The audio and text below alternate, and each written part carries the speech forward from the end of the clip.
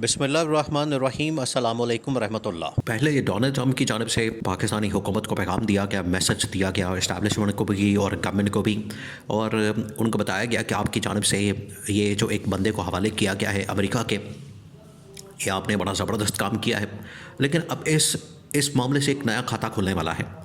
इनको अभी ये अंदाज़ा नहीं हो रहा कि ये पाकिस्तान की, देखिए असल में तो एक इनको पाकिस्तान की तारीख़ का अंदाज़ा नहीं है इस गवर्नमेंट को भी, कि तारीख़ी तौर पर बहुत सारे इस तरह के अदवार आए हैं।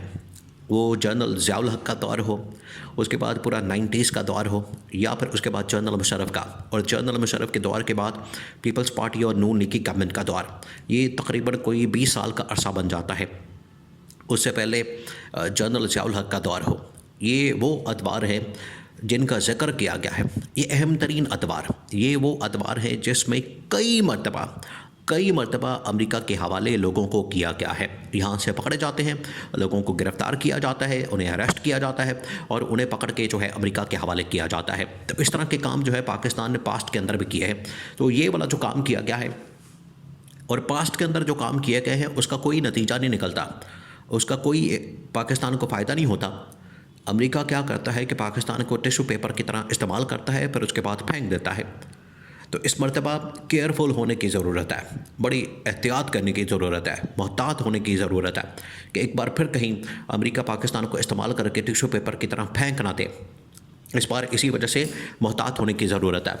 अब अमेरिका ने जो एक बंदा हवाले करना था, जिसको CIA ने पाकिस्तान के DGISI को टास्क दिया था, जिम्मेदारी दी थी, इन्होंने पकड़ के तो अमेरिका के हवाले कर दिया। डोनाल्ड ट्रंप ने उसकी तारीफ़ की, इस तारीफ़ के ऊपर यहाँ पर ये बड़े खुश हो रहे हैं। लेकिन इसके पीछे जो क़यामत है, इसके पीछे जो असल हकीकत है, वो किसी को नज़र नहीं आ रही। उसके पीछे क़यामत कौन सी है, उसके अंदर कौन सी हकीकत है, वो आप सुने। उसके बाद जो है अमरीकी सलामती के मशीर ने पाकिस्तान के वज़ीर ख़ारजा इसहाक़ डार के साथ टेलीफोनिक बात की है। चले शुक्र है कि इसहाक़ डार के साथ कोई ऑफिशियल काम भी हुआ है, वरना 1 साल हो गया है कि इसहाक़ डार की जानिब से कोई ऑफिशियल काम नहीं किया गया। आज तक कोई ख़बर सामने नहीं आई, आज तक उसकी जानिब से कोई ऐसी एक्टिविटी नहीं की गई जिससे ये पता चले कि उसने भी अपनी ज़िम्मेदारी पूरी की है, या जिस मकसद के लिए उसको वज़ीर बनाया गया है या ये जो वजारत दी गई है उसने वो काम करके दिखाया है। क्योंकि इससे पहले अगर अमेरिका के अंदर डोनाल्ड ट्रंप की हलफ बर्दारी की तकरीब है तो उसके अंदर इंटीरियर मिनिस्टर ने जाना है, वज़ीर दाखिला ने, खारजा ने नहीं। काम तो हालांकि खारजा का था, काम था वज़ीर खारजा का था, इसहाक़ डार का था, लेकिन इसहाक़ डार नहीं गया, मोहसिन नकवी गया। फिर इसी तरह से अफ़गानिस्तान के साथ मामला तय करने हैं तो उसमें भी इस्टेब्लिशमेंट या तो इंगेज होती है या फिर KP गवर्नमेंट को इंगेज किया जाता है। तो वहाँ पर भी ना डिफेंस मिनिस्टर नज़र आता है और ना ही वज़ीर ख़ारजा नज़र आता है, फॉरेन मिनिस्टर नज़र आता है। चले उसने शुक्र है कि साल बाद कोई इसने टेलीफोन कॉल ली है और उसने कोई अपनी जो ज़िम्मेदारी है उसको पूरा किया है। तो वहाँ पर अब तमाम के तमाम जो इंटरनेशनल लेवल के मामला, ख़ास तौर पर पाकिस्तान अमेरिका के दरमियान जो इस वक्त अहम तरीन डेवलपमेंट्स हो रही हैं उसके बारे में बात की गई। तो इसहाक़ डार को ये कहा गया कि ठीक है, अब यहाँ पर यह ख़तरनाक मामला शुरू होता है। जो ये समझ रहे हैं ना कि हमने पाकिस्तान ने वहाँ पर उसको बंदा हवाले कर दिया है अमेरिका को और उसके नतीजे में यहाँ पर बड़ी खुशियाँ मनाई जा रही हैं।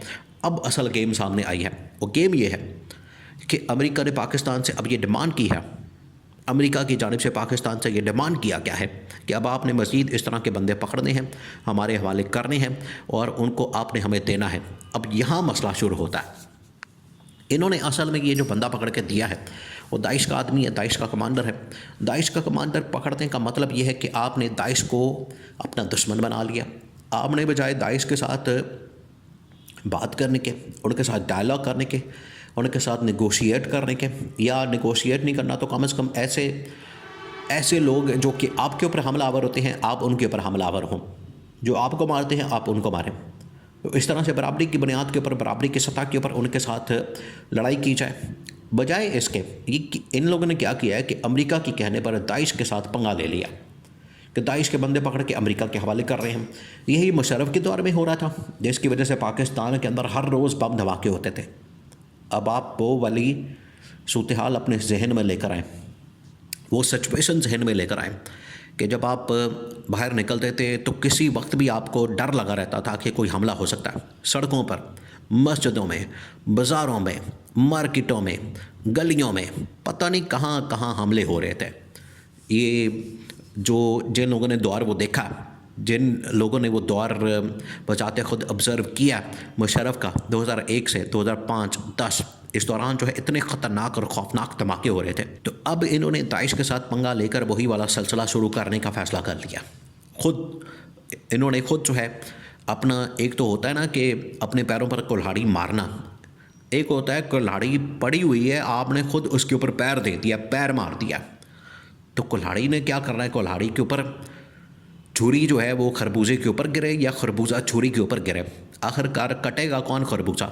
इस वजह से ये नुकसान, ये दाइश के बंदे पकड़ के अमेरिका के हवाले करेंगे, नुकसान किसका होगा, पाकिस्तान का होगा। तो इनको ये समझने की ज़रूरत है, इसको अंडरस्टैंड करने की ज़रूरत है कि ये तारीख़ी तौर पर पाकिस्तान ने इस तरह का काम किया है। अमेरिका तो बैठा हुआ है कोसों दूर, अमेरिका तो बैठा हुआ है 7 समंदर पार, वहाँ तक तो नहीं दाइश ने जाना वहाँ पर हमले करने के लिए खुद कुछ। आप देखें इस डेवलपमेंट के बाद या इस बंदे को हवाले करने के बाद पाकिस्तान के अंदर तमाम मेन शहरों में, लाहौर, कराची, इस्लामाबाद के अंदर थ्रेट अलर्ट जारी कर दिए गए हैं। थ्रेट अलर्ट ये इतने खौफनाक है। ये अभी चंद दिन पहले जिस तरह से थ्रेट अलर्ट जारी किया गया था मौलाना हामिदुल हक को और मौलाना समीउल हक के बेटे को, देखें उसको आके लोग शहीद करके चले गए। फिर पन्नू के अंदर आके उन लोगों ने हमला किया। ये कौन है? ये वही लोग हैं। अगर आप उनको छेड़ेंगे, उनके साथ पंगा करेंगे, उनके साथ लड़ाई झगड़ा करेंगे, उनके साथ आप इस तरह के खाते खोलेंगे तो वो भी आपके ख़िलाफ़ खाता खोल देंगे। तो अब अमेरिका की जानिब से डिमांड की जा रही है डू मोर की। आ गया ना, आप फंस गए। अब वो डू मोर करेंगे, वो कहेंगे फ़लाना बंदा भी पकड़ के दो, उस बंदे को भी पकड़ो, इसके ख़िलाफ़ भी ऑपरेशन करो, इसको भी पकड़ो, उसको भी पकड़ो, ये भी करो, वो भी करो। जैसे ही ये करते जाएंगे उधर से हमले बढ़ते जाएंगे। अब पाकिस्तान फंस गया। तो यहाँ पर एहतियात करने की ज़रूरत है, यहाँ पर मोहतात रहने की ज़रूरत है। अमरीकी डॉलर के चक्कर में आपको थोड़े बहुत डॉलर्स तो मिल जाएंगे, लेकिन उसका नुकसान जो है आपका कई अरब डॉलर्स का हो जाना। और यहाँ पर शहादतें, मवात और फिर उसके बाद यहाँ पर हलाकतें, वो एक अलहदा खाता खुल जाना। तो ये उसकी जानिब से अब डू मोर की डिमांड कर दी गई है। अब यहाँ पर इमरान खान की वही अप्रोच और सोच कार फरमा या काम आ सकती है कि आपने नेगोशिएट करना है, डायलॉग करना है, बातचीत करनी, बजाय कि आप उनके साथ लड़ें। लड़ाई के शक्ल में फिर आप खाते खोल के बैठ जाएंगे, खून खराबा, कत्लेआम खोल के बैठ जाएंगे, जिसका पाकिस्तान इस वक्त इस स्टेज के ऊपर, जिस फेज से इस वक्त पाकिस्तान गुजर रहा है, पाकिस्तान उसका ना मुतहम्मिल हो सकता है, ना उसको अफोर्ड कर सकता है।